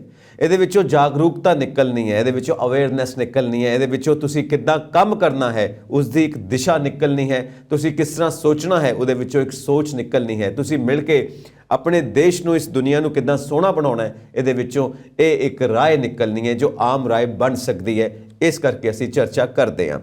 ਸੋ ਰਾਜੀਵ ਜੀ, ਇੱਕ ਤਾਂ ਗੱਲ ਇਹ ਹੈ ਕਿ ਜੋ ਨਾਦਾਨ ਹੈ, ਗਲਤੀ ਕਰਦਾ, ਉਹ ਨਾਦਾਨ ਹੈ, ਗਲਤੀ ਕਰਦਾ ਉਹਨੂੰ ਸਮਝਾਇਆ ਜਾ ਸਕਦਾ ਹੈ, ਪਰ ਇੱਕ ਜੋ ਜਾਣ ਬੁੱਝ ਕੇ ਗਲਤੀ ਕਰਦਾ, ਜਿਹਨੂੰ ਪਤਾ ਉਹ ਕੀ ਕਰਦਾ ਪਿਆ, ਉਹ ਨਾਦਾਨ ਨਹੀਂ ਹੈ, ਉਹ ਅਪਰਾਧੀ ਹੈ। ਤਾਂ ਇਸੇ ਤਰ੍ਹਾਂ ਹੀ ਸਰਕਾਰਾਂ ਵੀ ਜੋ ਜਾਣ ਬੁੱਝ ਕੇ ਐਸੇ ਕੰਮ ਕਰਦੀਆਂ ਨੇ ਜੋ ਸਿਟੀਜ਼ਨਸ ਦੇ ਖਿਲਾਫ ਨੇ, ਨਾਗਰਿਕਾਂ ਦੇ ਖਿਲਾਫ ਨੇ, ਉਹ ਨਾਦਾਨ ਨਹੀਂ, ਉਹ ਅਪਰਾਧੀ ਨੇ, ਕਿਉਂਕਿ ਉਹ ਨਾਗਰਿਕਾਂ ਨੂੰ ਜਾਣ ਬੁੱਝ ਕੇ ਉਸ ਤਰ੍ਹਾਂ ਪੀਸਦੀਆਂ ਨੇ ਜੋ ਉਹਨਾਂ ਨੂੰ ਨਹੀਂ ਪੀਸਣਾ ਚਾਹੀਦਾ। ਸੰਵਿਧਾਨ ਦੇ ਖਿਲਾਫ ਹੈ, ਮਾਨਵਤਾ ਦੇ ਖਿਲਾਫ ਹੈ, ਨੈਚੁਰਲ ਜਸਟਿਸ ਦੇ ਖਿਲਾਫ ਹੈ। ਇਸ ਕਰਕੇ ਸਰਕਾਰਾਂ ਨੂੰ ਇਹ ਕੰਮ ਨਹੀਂ ਕਰਨੇ ਚਾਹੀਦੇ ਕਿ ਚੰਦ ਲੋਕਾਂ ਦੇ ਪ੍ਰੋਫਿਟ ਵਾਸਤੇ ਤੁਸੀਂ ਆਮ ਲੋਕਾਂ ਦੀ ਬੁਰੀ ਗਤ ਕਰਦੇ ਹੋ, ਬੁਰੀ ਹਾਲਤ ਕਰਦੇ ਹੋ, ਕਿਉਂਕਿ ਉਹ ਚੰਦ ਲੋਕ ਜੋ ਤੁਹਾਡੇ ਸਿਰ ਤੇ ਬੈਠੇ ਨੇ, ਜਿਨ੍ਹਾਂ ਨੂੰ ਤੁਸੀਂ ਪ੍ਰੋਫਿਟ ਦੇਣਾ ਹੈ, ਜਾਂ ਤਾਂ ਉਹ ਤੁਹਾਨੂੰ ਪਾਰਟੀ ਫੰਡ ਦਿੰਦੇ ਨੇ ਇਲੈਕਸ਼ਨਸ ਵਾਸਤੇ, ਜਾਂ ਫਿਰ ਹੋਰ ਤਰ੍ਹਾਂ ਦੇ ਕਈ ਫਾਇਦੇ ਦਿੰਦੇ ਨੇ ਜੋ ਤੁਸੀਂ ਲੈਣਾ ਚਾਹੁੰਦੇ ਹੋ। So it is always a fraud with the citizens. ਕਿਸੇ ਨੇ ਬਿਲਕੁਲ ਠੀਕ ਕਿਹਾ ਹੈ ਕਿ ਹਮੇਸ਼ਾ ਛਲ ਕੀਤਾ ਜਾਂਦਾ ਹੈ ਆਮ ਲੋਕਾਂ ਨਾਲ, ਦੇਸ਼ ਵਾਸੀਆਂ ਨਾਲ। ਸੋ ਇੱਕ ਆਈਡੀਅਲ ਬਜਟ ਕੀ ਹੋ ਸਕਦਾ ਹੈ ਤੁਹਾਡੇ ਮੁਤਾਬਿਕ ਰਾਜੀਵ ਜੀ, ਜੋ ਸਾਡਾ ਸਾਰਿਆਂ ਦਾ ਸੁਪਨਾ ਹੈ, ਜਿਹਦੇ ਮੁਤਾਬਿਕ ਦੇਸ਼ ਚੱਲਣਾ ਚਾਹੀਦਾ ਹੈ? ਦੇਖੋ ਜੀ, ਦੋਨੋਂ ਪਾਸੇ ਮੈਂ ਤੁਹਾਨੂੰ ਦੱਸਿਆ ਵੀ ਰੈਵਨਿਊ ਸਾਈਡ ਔਰ ਐਕਸਪੈਂਡੀਚਰ ਸਾਈਡ ਦੋਨੋਂ ਪਾਸੇ ਹੋਣਗੇ। ਔਰ ਮੈਨੂੰ ਲੱਗਦਾ ਵੀ ਜੇ ਇਸ ਵੇਲੇ ਆਈਡੀਅਲ ਬਜਟ ਬਣਾਉਣਾ ਹੋਵੇ ਤਾਂ ਸਰਕਾਰ ਨੂੰ ਟੈਕਸ ਕਰਨਾ ਚਾਹੀਦਾ ਮਲਟੀਨੈਸ਼ਨਲ ਕੰਪਨੀਆਂ ਨੂੰ। ਕਿਉਂ ਸਰਕਾਰਾਂ ਮਲਟੀਨੈਸ਼ਨਲ, ਅਸੀਂ 138 ਕਰੋੜ ਦੀ ਆਬਾਦੀ ਉਹਨਾਂ ਦੇ ਹਵਾਲੇ ਕੀਤੀ ਹੈ, ਅਸੀਂ ਉਹਨਾਂ ਨੂੰ ਐਡੀ ਵੱਡੀ ਮਾਰਕੀਟ ਦਿੱਤੀ ਹੈ ਜਿਹੜੀ ਕਿ ਕਈ ਮੁਲਕਾਂ ਦੇ ਬਰਾਬਰ ਦੀ ਮਾਰਕੀਟ ਹੈ। ਜੇ ਅਸੀਂ ਗੂਗਲ, ਐਪਲ, ਮਾਈਕਰੋਸਾਫਟ, ਜੇ ਇਦਾਂ ਦੀਆਂ ਕੰਪਨੀਆਂ ਨੇ ਉਹ ਇੱਥੇ ਆ ਕੇ ਆਪਣਾ ਸਮਾਨ ਵੇਚਦੀਆਂ, ਅਸੀਂ ਉਹਨਾਂ ਦੇ ਟੈਕਸ ਕਿਉਂ ਨਾ ਲਾਈਏ? ਉਹ ਆਪਣੇ ਟੈਕਸ ਨੂੰ ਬਚਾਉਂਦੀਆਂ ਫਿਰਦੀਆਂ ਹੁੰਦੀਆਂ, ਨਹੀਂ ਜੀ ਪੇਟੈਂਟ ਮੇਰਾ ਫਲਾਣੇ ਕੰਟਰੀ ਦੇ ਵਿੱਚ, ਜਿੱਥੇ ਹਿੰਦੁਸਤਾਨ ਦੇ ਜਿਹੜੇ ਕੰਟਰੈਕਟ ਆ ਉੱਥੇ ਹੋਏ ਹੋਣਗੇ ਜਾਂ ਐਗਰੀਮੈਂਟ ਹੋਏ ਹੋਣਗੇ, ਨਹੀਂ ਜੀ ਉਹ ਫਲਾਣੇ ਟੈਕਸ ਸੇਵਿੰਗ ਕਰਨ ਦੀ ਕੋਸ਼ਿਸ਼ ਕਰਨਗੇ, ਫਲਾਣੇ ਮੁਲਕ ਦੇ ਵਿੱਚ ਅਸੀਂ ਪੈਸਾ ਭੇਜਤਾ। ਤਾਂ ਮੈਨੂੰ ਲੱਗਦਾ ਵੀ ਸਰਕਾਰਾਂ ਨੂੰ ਸਭ ਤੋਂ ਪਹਿਲਾਂ ਤਾਂ ਮਲਟੀਨੈਸ਼ਨਲ ਕੰਪਨੀਆਂ ਨੂੰ ਟੈਕਸ ਕਰਨਾ ਚਾਹੀਦਾ, ਜੋ ਕਿ ਇਸ ਵੇਲੇ ਮਲਟੀ ਬਿਲੀਅਨਰਸ ਦੇ ਵਿੱਚ ਸ਼ੁਮਾਰ ਹੋਈਆਂ ਨੇ। ਦੂਸਰੀ ਚੀਜ਼ ਜਿਹੜੀ ਹੈ, ਜਿਹੜੇ ਅਮੀਰ ਘਰਾਣੇ ਨੇ ਉਹਨਾਂ ਤੋਂ ਟੈਕਸ ਇਕੱਠਾ ਕਰੇ, ਹਿੰਦੁਸਤਾਨ ਦੇ ਜਿਹੜੇ ਅਮੀਰ ਘਰਾਣੇ ਆ ਉਹਨਾਂ ਦੇ ਉੱਤੋਂ ਟੈਕਸ ਇਕੱਠਾ ਕੀਤਾ ਜਾਏ। 2016 ਦੇ ਵਿੱਚ ਅਰੁਣ ਜੇਟਲੀ ਜੀ ਨੇ ਇਹ ਟੈਕਸ, ਜਿਹੜਾ ਵੈਲਥ ਟੈਕਸ ਸੀ 2016-17 ਦੇ ਵਿੱਚ ਖਤਮ ਕਰਤਾ ਸੀਗਾ। ਉਸ ਟੈਕਸ ਨੂੰ ਵਾਪਸ ਤੋਂ ਲੈ ਕੇ ਆਉਣ ਦੀ ਲੋੜ ਹੈ, ਸੰਪत्ति ਦੇ ਉੱਤੇ ਟੈਕਸ ਲੱਗਣਾ ਚਾਹੀਦਾ। ਇਹ ਹੋ ਗਈਆਂ ਦੋ ਚੀਜ਼ਾਂ ਜਿਹੜੀ ਮਾਲੀਏ ਵਾਲੇ ਪਾਸੇ ਜਿੱਥੋਂ ਸਰਕਾਰ ਪੈਸਾ ਇਕੱਠਾ ਕਰੇ। ਤੀਸਰੀ ਚੀਜ਼ ਜਿਹੜੀ ਆਉਂਦੀ ਹੈ, ਜਿਹੜੀ ਕਿ ਐਕਸਪੈਂਡੀਚਰ ਸਾਈਡ ਤੇ ਜਾਂਦੀ, ਵੀ ਸਰਕਾਰ ਖਰਚਾ ਕਿੱਥੇ ਕਰੇ। ਜਿਹੜੀ ਮਨਰੇਗਾ ਵਰਗੀ ਯੋਜਨਾ ਹੈ, ਇਸ ਯੋਜਨਾ ਨੂੰ ਵਧਾਇਆ ਜਾਵੇ, 100 ਦੀ ਜਗ੍ਹਾ 150 ਦਿਨ ਕੀਤੇ ਜਾਣ, ਕਿਉਂਕਿ ਸਮੱਸਿਆ ਜਿਹੜੀ ਹੈ ਇਸ ਵੇਲੇ ਕੰਜ਼ੰਪਸ਼ਨ ਦੀ ਹੈ। ਰਿਚ ਜਿਹੜਾ ਹੈ, ਜਿਹੜੀਆਂ ਵੱਡੀਆਂ ਕੰਪਨੀਆਂ ਨੇ ਉਹਨਾਂ ਦੀ ਵੀ ਜਦੋਂ ਅਸੀਂ ਪ੍ਰੋਡਕਸ਼ਨ ਕੈਪੈਸਿਟੀ ਦੇਖ ਰਹੇ ਹਾਂ, ਉਹ ਨਵੀਂ ਨਿਵੇਸ਼ ਨਹੀਂ ਕਰ ਰਹੇ, ਨਵੀਂ ਇਨਵੈਸਟਮੈਂਟ ਉਹ ਨਹੀਂ ਕਰ ਰਹੇ। ਕਿਉਂ ਨਹੀਂ ਕਰ ਰਹੇ? ਕਿਉਂਕਿ ਉਹਨਾਂ ਨੂੰ ਪਤਾ ਉਹਨਾਂ ਦੀ ਪ੍ਰੋਡਕਟ ਦੀ ਡਿਮਾਂਡ ਹੀ ਨਹੀਂ ਹੈ। ਸਾਨੂੰ ਡਿਮਾਂਡ ਜਨਰੇਟ ਕਰਨ ਦੀ ਲੋੜ ਹੈ। ਡਿਮਾਂਡ ਉਦੋਂ ਜਨਰੇਟ ਹੋਏਗੀ ਜਦੋਂ ਲੋਕੀ ਜਿਹੜੇ ਨੇ ਉਹ ਉਹਨਾਂ ਦੇ ਹੱਥਾਂ ਦੇ ਵਿੱਚ ਪੈਸਾ ਹੋਏਗਾ ਔਰ ਉਹ ਜਿਹੜੀਆਂ ਚੀਜ਼ਾਂ ਨੇ ਉਹ ਖਰੀਦਣ ਦੇ ਵਾਸਤੇ ਸક્ષਮ ਹੋਣਗੇ, ਉਹ ਖਰੀਦ ਸਕਣਗੇ ਚੀਜ਼ਾਂ। ਤਾਂ ਦੂਸਰੀ ਚੀਜ਼ ਜਿਹੜੀ ਮੈਂ ਤੀਸਰੀ ਚੀਜ਼ ਜਿਹੜਾ ਪੁਆਇੰਟ ਦੱਸਿਆ ਵੀ ਜਿਹੜੀਆਂ ਇਦਾਂ ਦੀਆਂ ਸਕੀਮਾਂ ਨੇ ਜਿਹਨਾਂ ਜੌਬ ਗਾਰੰਟੀ ਜਿਨ੍ਹਾਂ ਚੋਂ ਮਿਲਦੀ ਹੈ ਉਹ ਲੈ ਕੇ ਆਉਣ। ਜਿਹੜੇ ਲੋਕ ਜਿਹੜੇ ਲੇਬਰ ਫੋਰਸ ਦੇ ਵਿੱਚੋਂ ਹੀ ਬਾਹਰ ਹੋ ਗਏ ਆ, ਇੱਕ ਬਹੁਤ ਹੀ ਵੱਡੀ ਚੀਜ਼ ਸਾਡੇ ਸਾਹਮਣੇ ਦੇਖਣ ਨੂੰ ਮਿਲੀ ਹੈ 2 ਸਾਲ ਦੇ ਵਿੱਚ, ਲੋਕ ਲੇਬਰ ਫੋਰਸ ਦੇ ਵਿੱਚ ਹੀ ਨਹੀਂ ਆ ਰਹੇ। ਸਾਡਾ ਲੇਬਰ ਫੋਰਸ ਪਾਰਟਿਸਿਪੇਸ਼ਨ ਰੇਟ ਉਹ ਘਟ ਗਿਆ, ਲੋਕ ਇੱਥੋਂ ਚਲੇ ਗਏ। ਪਿੰਡਾਂ ਦੇ ਵਿੱਚ ਜਿਹੜੇ ਪ੍ਰਵਾਸ ਕਰਕੇ ਉਹ ਕਹਿੰਦੇ ਮੈਂ ਆਪਣੇ ਆਪ ਨੂੰ ਸਮਝਦਾ ਹੀ ਨਹੀਂ ਕਿ ਮੈਂ ਨੌਕਰੀ ਦੇ ਲਾਇਕ ਹਾਂ।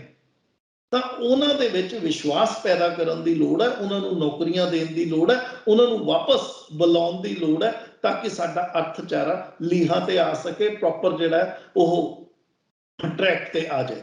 ਮੈਨੂੰ ਇੱਕ ਚੀਜ਼ ਜਿਹੜੀ ਲੱਗਦੀ ਹੈ ਵੀ ਜਿਹੜਾ ਸਟਾਕ ਮਾਰਕੀਟ ਜਿਹੜੀ ਹੈ ਨਾ ਜੀ, ਜਿਸ ਤਰੀਕੇ ਦਾ ਸਟਾਕ ਮਾਰਕੀਟ ਉੱਪਰ ਹੈ ਤਾਂ ਕਿਤੇ ਨਾ ਕਿਤੇ ਸਟਾਕ ਮਾਰਕੀਟ ਵਾਸਤੇ ਵੀ ਕੋਈ ਹੀਲਾ ਕਰਨਾ ਚਾਹੀਦਾ। ਸਰਕਾਰ ਨੂੰ ਇੱਥੇ ਵੀ ਟੈਕਸ ਲਾਵੇ। ਜਿੰਨਾ ਪੈਸਾ ਇਕੱਠਾ ਹੁੰਦਾ, ਜਿੰਨੀਆਂ ਵੈਲਫੇਅਰ ਸਕੀਮਸ ਨੇ, ਜਿੰਨੀਆਂ ਸੋਸ਼ਲ ਸੈਕਟਰ ਦੀਆਂ ਸਕੀਮਸ ਨੇ, ਸਿੱਖਿਆ ਖੇਤਰ ਸਾਡਾ ਜਿਹੜਾ ਸਿਹਤ ਵਾਲਾ ਖੇਤਰ ਹੈ, ਕਿਉਂਕਿ ਸਿਹਤ ਦੇ ਵਿੱਚ ਲੋਕ ਜਿਹੜੇ ਨੇ ਇੰਨਾ ਪੈਸਾ ਲੱਗਿਆ ਲੋਕਾਂ ਦਾ, ਖਾਸ ਕਰਕੇ ਗਰੀਬ ਲੋਕਾਂ ਦਾ, ਜਿਹੜੇ ਮਿਡਲ ਕਲਾਸ ਦੇ ਵਾਲੇ ਲੋਕਾਂ ਦਾ, ਉਹ ਕਿਉਂਕਿ ਸਰਕਾਰ ਦਾ ਸਿਹਤ ਵਾਲੀਆਂ ਸੇਵਾਵਾਂ ਨਹੀਂ ਦੇ ਸਕੀਆਂ, ਇਹ ਲੋਕ ਜਿਹੜੇ ਸਲਿੱਪ ਹੋ ਗਏ, ਪਾਵਰਟੀ ਦੇ ਵਿੱਚ ਆ ਗਏ। ਇੰਨਾ ਪੈਸਾ ਉਹਨਾਂ ਦਾ ਲੱਗ ਗਿਆ ਤਾਂ ਸਿਹਤ ਸੇਵਾਵਾਂ ਵੱਲ ਸਰਕਾਰ ਨੂੰ ਬੇਅਰ ਮਿਨੀਮਮ ਖਰਚਾ ਜ਼ਰੂਰ ਕਰਨਾ ਚਾਹੀਦਾ। ਸਿੱਖਿਆ ਦੇ ਉੱਤੇ ਖਰਚਾ ਕਰਨਾ ਚਾਹੀਦਾ ਕਿਉਂਕਿ ਜਿਹੜੇ ਛੋਟੇ ਬੱਚੇ ਸੀਗੇ ਉਹ ਸਕੂਲਾਂ ਤੋਂ ਬਾਹਰ ਆ ਗਏ, ਚਾਈਲਡ ਲੇਬਰ ਦੇ ਵਿੱਚ ਉਹ ਸ਼ੁਮਾਰ ਹੋ ਗਏ। ਬੱਚੀਆਂ ਦੀ ਛੋਟੀ ਉਮਰ ਦੇ ਵਿੱਚ ਸ਼ਾਦੀਆਂ ਹੋਣ ਲੱਗ ਗਈਆਂ। ਤਾਂ ਇਹ ਜਿਹੜੀਆਂ ਚੀਜ਼ਾਂ ਨੇ ਇਹਨਾਂ ਵਾਸਤੇ ਇਹ ਸਟਿਗਮਾ ਜਿਹੜਾ ਹਿੰਦੁਸਤਾਨ ਦੇ ਵਿੱਚ ਲੱਗਾ, ਇਹਨੂੰ ਕਿਤੋਂ ਨਾ ਕਿਤੋਂ ਲਾਉਣ ਦੀ ਲੋੜ ਹੈ। ਜੀ ਰਾਜੀਵ ਜੀ, ਤੇ ਅਸੀਂ ਸਾਰੇ ਜਾਣਦੇ ਹਾਂ ਕਿ ਜਿਹੜੀਆਂ ਗੱਲਾਂ ਅਸੀਂ ਕਰਦੇ ਪਏ ਹਾਂ ਉਹ ਜੋ ਗਵਰਨਮੈਂਟ ਦੇ ਵੱਡੇ ਵੱਡੇ ਥਿੰਕ ਟੈਂਕਸ ਬੈਠੇ ਨੇ ਉਹਨਾਂ ਨੂੰ ਵੀ ਪਤਾ ਨੇ ਔਰ ਉਹਨਾਂ ਨੂੰ ਇਹ ਸਭ ਕਰਨੀਆਂ ਚਾਹੀਦੀਆਂ ਨੇ। ਪਰ ਅਸੀਂ ਇਹ ਵੀ ਜਾਣਦੇ ਹਾਂ ਕਿ 90% ਚਾਂਸਿਸ ਇਹੀ ਨੇ ਕਿ ਕੱਲ੍ਹ ਜਿਹੜਾ ਬਜਟ ਆਏਗਾ ਉਹਦੇ ਵਿੱਚ ਇਹ ਚੀਜ਼ਾਂ ਨਹੀਂ ਹੋਣਗੀਆਂ। ਉਹਦੇ ਵਿੱਚ ਉਹੀ ਚੀਜ਼ਾਂ ਹੋਣਗੀਆਂ ਜੋ ਉਹਨਾਂ ਵੱਡੇ ਵੱਡੇ ਘਰਾਣਿਆਂ ਨੂੰ ਸੂਟ ਕਰਦੀਆਂ ਨੇ, ਜੋ ਪਾਲਿਸੀਜ਼ ਉਹਨਾਂ ਦੇ ਬਿਜ਼ਨਸ ਨੂੰ ਸੂਟ ਕਰਦੀਆਂ ਨੇ, ਉਹੀ ਸਭ ਹੋਏਗਾ। ਤੇ ਆਮ ਇਨਸਾਨ ਨੂੰ ਫਿਰ ਉਹੀ ਗਰੀਬੀ, ਉਹੀ ਮੁਫਲਸੀ ਭੁਗਤਣੀ ਪਏਗੀ। ਉਹੀ ਹਮੇਸ਼ਾ ਦੇ ਹਾਲਾਤ ਜੋ ਸ਼ੁਰੂ ਤੋਂ ਚੱਲੇ ਆ ਰਹੇ ਨੇ ਉਹਨਾਂ ਵਿੱਚੋਂ ਹੀ ਨਿਕਲਣਾ ਪਏਗਾ ਕਿ ਅੱਜ ਦਾ ਦਿਨ ਬੀਤ ਗਿਆ, ਅੱਜ ਰੋਟੀ ਮਿਲ ਗਈ, ਹੁਣ ਕੱਲ੍ਹ ਦੇ ਦਿਨ ਦੀ ਫਿਕਰ ਕਰੋ, ਕੱਲ੍ਹ ਰੋਟੀ ਕਿਵੇਂ ਮਿਲੇ। ਇਸ ਤਰ੍ਹਾਂ ਦੀ ਸੋਚ ਦੇ ਵਿੱਚ ਇਨਸਾਨ ਪਿਆ ਰਹਿਣਾ ਹੈ। ਇਹੀ ਲੱਗਦਾ ਹੈ 90% ਚਾਂਸਿਸ ਇਸ ਦੇ ਲੱਗਦੇ ਨੇ ਕਿਉਂਕਿ ਰਾਜੀਵ ਜੀ ਅਸੀਂ ਜਾਣਦੇ ਹਾਂ ਕਿ ਇਹ ਗਰੀਬੀ ਜੋ ਹੈ ਸਾਡੇ ਦੇਸ਼ ਦੇ ਵਿੱਚ, ਬਲਕਿ ਪੂਰੀ ਦੁਨੀਆ ਦੇ ਵਿੱਚ ਵੀ ਜੇ ਅਸੀਂ ਝਾਤ ਮਾਰੀਏ ਤਾਂ ਇਹ ਗਰੀਬੀ ਕੁਦਰਤੀ ਨਹੀਂ ਹੈ, ਇਹ ਪੈਦਾ ਕੀਤੀ ਹੋਈ ਹੈ। ਔਰ ਇਹੀ ਇਸ ਰੂਲਿੰਗ ਕਲਾਸ ਦੀ ਪਾਵਰ ਹੈ ਕਿ ਸਾਨੂੰ ਗਰੀਬੀ 'ਚ ਰੱਖੇ ਹੀ ਇਹ ਹਮੇਸ਼ਾ ਆਪਣੀ ਪਾਵਰ ਨੂੰ ਬਚਾ ਕੇ ਰੱਖ ਸਕਦੀ ਹੈ, ਹਮੇਸ਼ਾ ਰੂਲ ਕਰ ਸਕਦੀ ਹੈ। ਬਹੁਤ ਬਹੁਤ ਸ਼ੁਕਰੀਆ ਰਾਜੀਵ ਜੀ, ਤੁਸੀਂ ਸਮਾਂ ਕੱਢਿਆ ਤੇ ਆਪਣੀ ਖੋਜ ਸਾਡੇ ਦਰਸ਼ਕਾਂ ਨਾਲ, ਸਾਡੇ ਚੈਨਲ ਨਾਲ ਸਾਂਝੀ ਕੀਤੀ। ਆਲ ਦ ਬੈਸਟ। ਸੋ ਅਸੀਂ ਅਰਦਾਸ ਕਰਦੇ ਹਾਂ ਪਰਮਾਤਮਾ ਅੱਗੇ ਕਿ ਪਰਮਾਤਮਾ ਖੈਰ ਕਰੇ, ਸਾਡੇ ਸਾਰਿਆਂ ਦੀ ਜ਼ਿੰਦਗੀ ਬਿਹਤਰ ਹੋਵੇ, ਅਸੀਂ ਆਪਣੀਆਂ ਲੋੜਾਂ ਦਾ ਪੂਰੀਆਂ ਕਰ ਸਕੀਏ। ਖੁਆਇਸ਼ਾਂ ਅਗਲੀ ਚੀਜ਼ ਹੈ ਕਿਉਂਕਿ ਇਕਨੋਮਿਕਸ ਜੋ ਹੈ ਉਹ ਸੱਚ ਅ ਬਿਊਟੀਫੁਲ ਸਾਇੰਸ ਕਿ ਉਹ ਹਰੇਕ ਨੂੰ ਸਭ ਕੁਝ ਦੇ ਸਕਦੀ ਹੈ, ਪਰ ਇਹ ਕਰਪਟ ਲੋਕਾਂ ਨੇ ਇਸ ਬਿਊਟੀਫੁਲ ਸਾਇੰਸ ਨੂੰ ਕਰਪਟ ਕਰਕੇ ਰੱਖ ਦਿੱਤਾ ਹੈ। ਜ਼ਰੂਰਤ ਹੈ ਅਸੀਂ ਆਪਣੀਆਂ ਲੋੜਾਂ ਦੇ ਉੱਤੇ ਧਿਆਨ ਦਈਏ, ਆਪਣੀਆਂ ਲੋੜਾਂ ਪੂਰੀਆਂ ਕਰੀਏ। ਜਦੋਂ ਸਾਰਿਆਂ ਦੀਆਂ ਲੋੜਾਂ ਪੂਰੀਆਂ ਹੋ ਜਾਣਗੀਆਂ ਉਸ ਤੋਂ ਅੱਗੇ ਫਿਰ ਖੁਆਇਸ਼ਾਂ ਦੀ ਵੀ ਗੱਲ ਕਰ ਲਵਾਂਗੇ। ਤੁਹਾਡਾ ਬਹੁਤ ਬਹੁਤ ਸ਼ੁਕਰੀਆ ਕਿ ਤੁਸੀਂ ਪੰਜਾਬ ਚਰਚਾ ਦਾ ਹਿੱਸਾ ਬਣੇ। ਹੋਰ ਅਪਡੇਟਸ ਦੇ ਲਈ ਵੇਖਦੇ ਰਹੋ ਪੰਜਾਬ ਮੇਲ USA TV। ਸਤਿ ਸ੍ਰੀ ਅਕਾਲ ਜੀ।